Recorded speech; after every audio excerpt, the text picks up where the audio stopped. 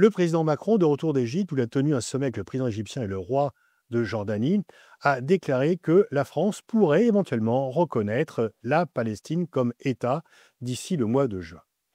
Alors, c'est un changement de pied de la part de président Macron qui avait jusqu'ici refusé de reconnaître la Palestine. À quoi sert la reconnaissance d'un État? Eh bien, c'est de dire qu'on reconnaît sa souveraineté, qu'on parle avec lui sur un pied d'égalité. C'est symbolique, mais les symboles comptent énormément en matière de relations internationales.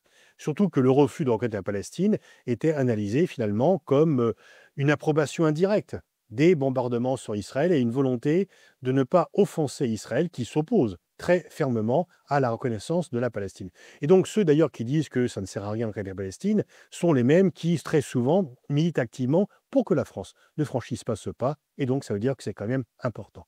Pour l'instant, la France reconnaît l'autorité palestinienne, qui est une déléguée générale en France, mais 150 pays reconnaissent la Palestine comme État.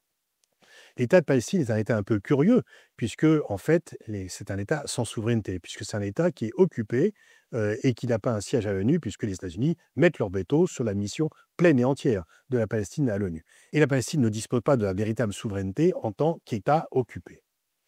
Alors, en même temps, le fait que Macron est en Égypte, qu'il ait un sommet avec le roi jordanien et le président égyptien, est important en soutien du plan saoudien sur Gaza. Et ce plan saoudien sur Gaza, consistant à reconstruire Gaza, à la mettre sous la tutelle d'une autorité palestinienne redynamisée, bon, c'est un bon plan, et il s'oppose surtout au plan de Trump, qui consiste à vider Gaza de ses habitants pour la reconstruire, et donc ça serait un nettoyage ethnique massif, et un crime de guerre, un crime contre l'humanité, bien sûr approuvé en sous-main par Israël. Et donc il est bon de s'opposer à ce plan de Trump, et il est bon que la France viennent joindre ses forces aux États arabes qui soutiennent ce plan. La France reprend un peu pied au Proche-Orient, où elle était quand même un peu absente. Jusqu'ici, la France avait plutôt joué le rôle d'une ONG qui fournit l'aide humanitaire, qui ne peut d'ailleurs même plus arriver à Gaza. Et donc, qu'on refasse un peu de politique, c'est bien. Mais il y a néanmoins des limites à cela. La première limite, c'est que si le président Macron constate que la situation est inacceptable, il évite de critiquer directement Netanyahou et Israël. Les gens autour de lui disent qu'il ne faut pas couper les ponts avec Netanyahou, qu'il ne faut pas couper les contacts avec Netanyahou si on veut exercer une influence. C'est un argument qui me paraît un peu vaseux parce qu'en réalité, la France n'a aucune influence sur Netanyahou et elle en a d'autant moins qu'elle dit à l'avance que même si on n'est pas d'accord avec ce qu'il fait, on ne fera rien. Et donc, si on brandit simplement un sabre de bois et qu'on déplore, qu'on condamne, qu'on dit que c'est inacceptable, mais que de fait, on accepte, là, on n'exerce aucune influence sur Netanyahou. Et tant que la France ne décidera pas de prendre de véritables pressions, de faire de véritables pressions, voire de prendre des décisions contre Israël, eh bien, elle sera impuissante. Alors bien sûr, c'est difficile au niveau européen, puisque de nombreux pays européens sont favorables à Israël. Et on sait que l'Allemagne s'interdit toute pression sur Israël, mais que ce n'est pas la seule, que l'Italie en fait de même, la République tchèque, les Pays-Bas, bref, la position de reconnaissance de la Palestine n'est pas majoritaire au sein de l'Union européenne. La France a un peu perdu le rôle qu'elle avait comme étant en pointe dans le droit des peuples à disposer d'eux-mêmes, dans la reconnaissance des droits des Palestiniens. C'est l'Espagne ou l'Irlande qui l'occupent maintenant au sein de l'Union européenne, mais il est bon que la France se remette un peu dans ce jeu, même avec un peu de retard. Mais il y a aussi des problèmes de nature politique intérieure. En fait, le soutien à la reconnaissance de la Palestine est minoritaire dans la classe politique française. On est revenu un peu à la 4e République, la 5e est un peu oubliée. Les gaullistes n'existent plus réellement en tant que tels par rapport à l'approche de la question du Proche-Orient, et le PS est partagé entre molettistes, les nostalgiques de la 4e République, et les mitterrandistes qui sont pas majoritaires au sein du PS. Quant à LFI, qui est clair et net sur la défense de la Palestine, ils sont critiqués de toutes parts, et donc que les problèmes de politique intérieure critiquant LFI rend finalement leur soutien à la cause palestinienne suspect dans de nombreux médias.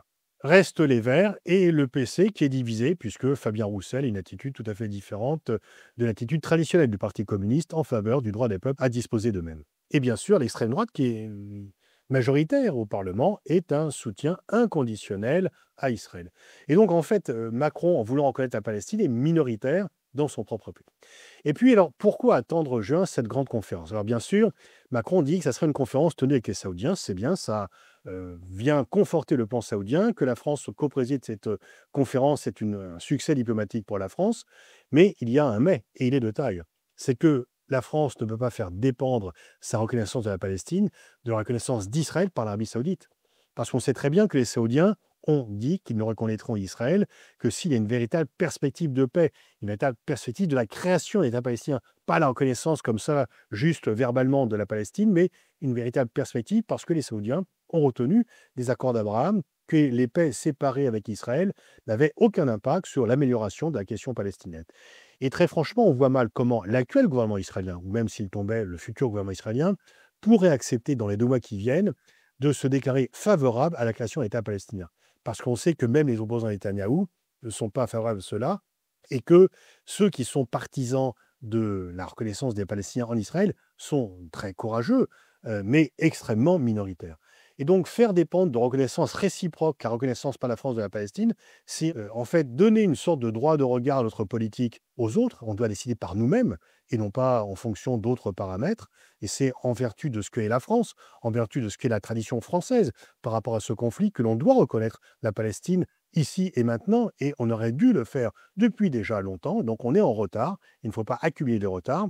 Et en plus, il est peu probable qu'Israël accepte, d'ici le mois de juin, la perspective de la création d'un État palestinien. Bien sûr, il ne faut pas couper les ponts avec Israël, mais si on dit à l'avance que, quels que soient les désaccords que l'on a avec Israël sur la question palestinienne, on ne fera rien parce qu'on veut garder cette bonne relation avec Israël, eh bien, on se force à une impuissance volontaire. Et par rapport au drame qui se déroule et par rapport aux enjeux historiques, par rapport à l'énorme catastrophe humanitaire qui est en train de se dérouler, qui ne peut que s'aggraver, ce n'est peut-être pas suffisant.